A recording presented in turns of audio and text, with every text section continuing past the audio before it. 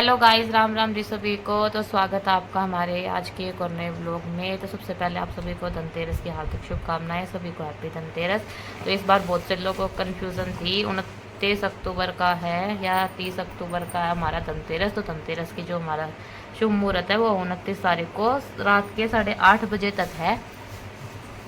और ये हमने कर दिया अपनी धनतेरस की पूजा शुरू। सबसे पहले हमने जो है घी का दिया जगा दिया है मंदिर में। हनुमान जी की अभी दिन था आज मंगलवार का, तो सब हमने हनुमान जी को भी भोग लगा दिया है प्रसाद का, और साथ ही पूजा हनुमान जी की भी हो गई। ये हमारे लक्ष्मी और गणेश जी है जिनको तिलक करके हमने उनको फूल माला पहना दी है। और ये हमारे लड्डू गोपाल बैठे हैं। साथ ही हमने जो धनतेरस पे खरीदारी की है वो दिखाते हैं। भाई सबकी जगह अलग अलग रिवाज होते हैं, तो बताना आप सब ने धनतेरस पे क्या क्या खरीदा। और हमने खरीदा है सबसे पहले तो हमारा जो सबसे ज़रूरी होता है वो होता है झाड़ू। फूल झाड़ू भी लिया हमने, और ये जो बांस वाली झाड़ू होती है ये भी। इसके बाद हमने जो मेन चीज़ वो ली है सूखा धनिया, और हल्दी की गांठ है, फिर ये कमलगट्टा है, गोमुख चक्र है, और फिर ये कोड़ी है। और बर्तन में हमने ये लिए है स्टील के छोटे वाले ग्लास। और भोग में मिठाई में हमने लिया बेसन के लड्डू। और एक ये हमारा लक्ष्मी यंत्र है और एक कुबेर यंत्र है, ये हम भी पहली बार लेके आए हैं। और खील है, खिलौने हैं, इनका तो सबको पता होगा। साथ ही फूल है, और ये कुछ पैसे रखने होते हैं भाई इसमें। और साथ ही ये लक्ष्मी माता का जो वाहन है कछुआ वो है। और अब हम कर रहे हैं पूजा शुरू। तो आप लोग भी ज़रूर बताना आप सब ने क्या क्या खरीदारी की धनतेरस पे, और कैसे पूजा होती है आपके वहाँ पे भी ज़रूर बताना भाई सभी कमेंट में। और बाकी का आप लोग हम आगे अब हम सबको तिलक कर देंगे, जितनी भी हमारी सामान है जो हम लेके आए इन सबको हम तिलक कर देंगे रोली से। कोई हल्दी से करता भाई, कोई रोली से करता है। सबसे पहले जो ये हमारा हम बर्तन लेके आए धनतेरस पे, जो कि मेन होता है भाई। बहुत से लोग सोना चांदी भी खरीदते हैं, लेकिन हमारे नॉर्मली हमारी मिडिल क्लास फैमिली में तो बर्तन ही खरीदे जाते हैं। कभी भगवान ने ऐसा किया लक्ष्मी माता अगले साल सबका भी इस साल इसने बर्तन खरीद दिए, सबका अगले साल ऐसा काम करें कि अगले साल सब गहने खरीदे सोने के। जो भी कमेंट करके जाएगा उसके साथ अगले साल सब सोना खरीदेंगे। और ये महालक्ष्मी यंत्र होगा हमारा, ये हमारा कुबेर यंत्र होगा, साथ ही हमारे लड्डू हो गए।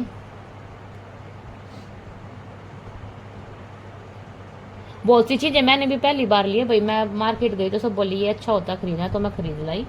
तो मुझे भी इतना नहीं पता है। अगर आपको ज़्यादा नॉलेज हो पर मेरे से कोई पूजा में गलती हो जाए तो भाई बता देना। और लक्ष्मी गणेश को हमने पहले तिलक कर दिया था, लड्डू गोपाल को कर दिया था, अब हम कर देते हैं कछुए को। साथ ही हम खुद को तिलक लगा लेते हैं सभी।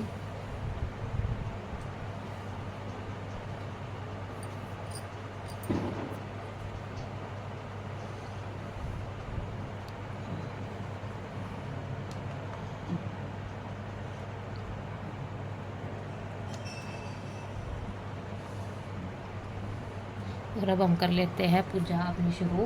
धनतेरस की पूजा जो लक्ष्मी माता की पूजा होती है भाई वो शांति में करनी चाहिए, दूसरे को नहीं दिखानी चाहिए। क्योंकि जो लक्ष्मी माता वो शांति से ही हमारे घर में आती है, दिखाने नहीं चाहिए किसी को भी। तो अब हम कर रहे हैं पूजा शुरू, आप लोग भी अपने कर लीजिए। और जिसको नहीं पता कोई बता रहे हैं, लक्ष्मी माता की पूजा में किसी भी तरह का शोर शराबा नहीं होता है, ना कुबेर जी की में भी होता है। और भाई जिसका भी अपना ऑफिस है, कुछ अपना खुद का व्यापार है, कारोबार है, सभी आज के दिन धनतेरस की पूजा जरूर करें शांति से।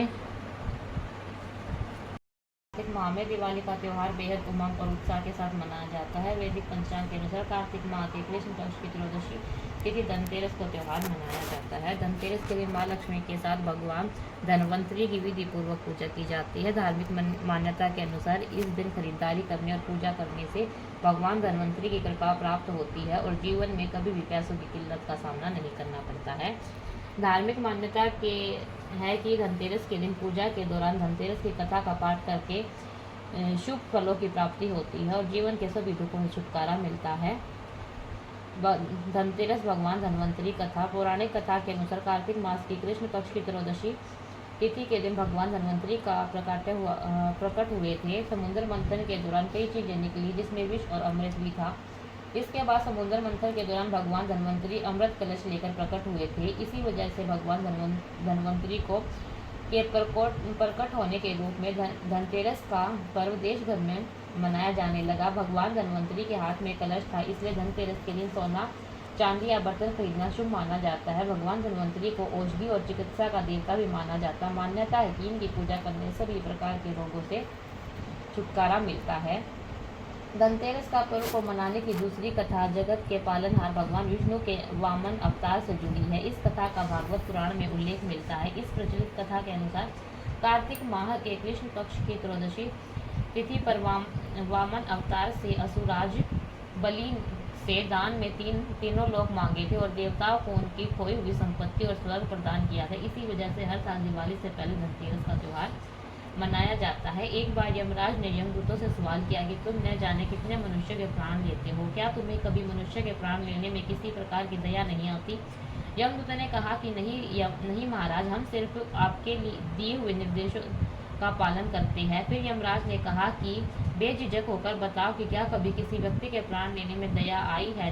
तब एक यमदूत ने जवाब दिया कि एक बार ऐसी घटना हुई जिसको देखकर हृदय पसीज गया था। एक दिन हंस नाम का राजा शिकार पर निकला और वो जंगल के रास्ते में भटक गया। राजा भटकते भटकते दूसरे राजा की सीमा में पहुंच गया। वहां एक हेमा नामक का शासक था और उसने अपने पड़ोस के राजा का खूब आदर सत्कार किया। उसी दिन राजा हेमा की पत्नी ने एक पुत्र को जन्म दिया। ज्योतिषों ने उस नवजात बालक के ग्रह नक्षत्र को देखते हुए भविष्यवाणी कर दी कि विवाह के 4 दिन बाद ही मृत्यु हो जाएगी। तब राजा ने आदेश दिया कि इस बालक को यमुना तट पर एक गुप्त गुफा में ब्रह्मचारी के रूप में रखा जाए, जहाँ कोई भी ना आ पाए। लेकिन विधि के विधान को कुछ और मंजूर था। संयोगवश राजा हंस की पुत्री भटकते हुए यमुना तट की उस गुफा में चली गई। वहां उसने राजा को पुत्र को देखा। उस राजकुमार को भी वो कन्या पसंद आई। दोनों ने विवाह कर लिया। विवाह के 4 दिन बाद राजा के पुत्र की मृत्यु हो गई। अपने पति की मृत्यु देखकर राजकुमारी जोर जोर से रोने लगी। तब यमदूत ने कहा कि उस नवविवाहिता का विलाप सुनकर हृदय पसीज गया था। सारी बातें सुनकर यमराज ने कहा कि क्या करे, ये तो विधि का विधान है और मर्यादा में रहते हुए हमें सब मानना पड़ता है।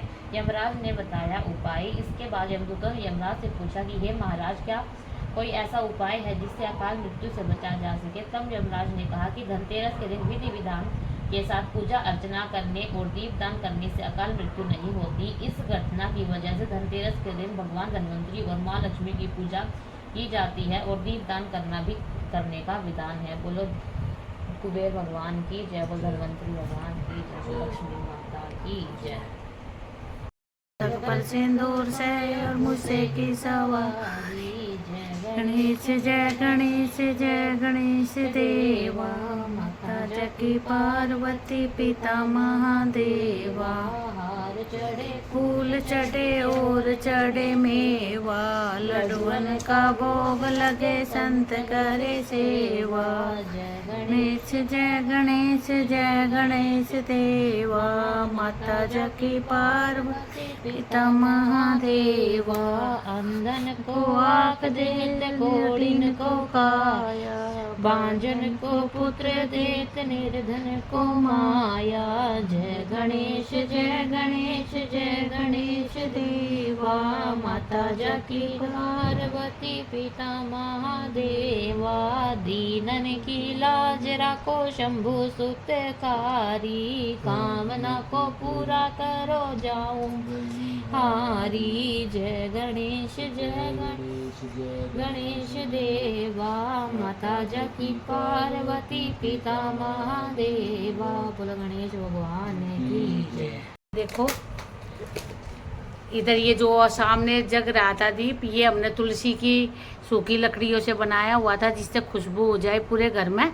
कहते हैं तुलसी की उससे तुलसी की लकड़ी की पूजा करो, उससे खुशबू भी होती है और शुभ भी होता है वो घर में लगाने से। और ये देखो ये लड्डू को भोग में लेकर आए हम।